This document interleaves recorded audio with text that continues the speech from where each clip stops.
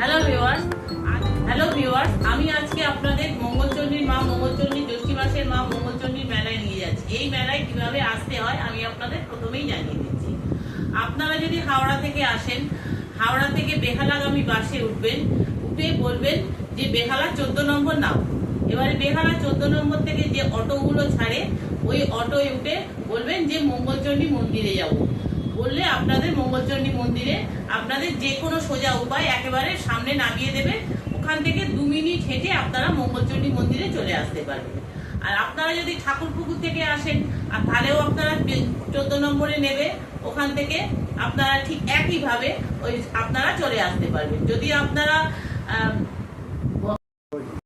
যদি শিয়ালদা থেকে আসেন, শিয়ালদা বজবজ লোকালে উঠবেন, উঠে আপনারা ওখান থেকে নিউ-আলিপুর স্টেশনে নামবেন। নিউ-আলিপুর স্টেশন থেকে 2 পা হেঁটে দেখবেন নিউ-আলিপুর পেট্রোল পাম্প। এবারে নিউ-আলিপুর পেট্রোল পাম্প থেকে রাস্তাটা ক্রস করেই দেখবেন সমস্ত অটো দাঁড়িয়ে আছে। ওই অটোয় উঠে বলবেন যে মঙ্গলচণ্ডী মন্দির যাব। আপনাদের যে একদম মন্দিরের গেটের সামনে আপনাদের নামিয়ে দেবে।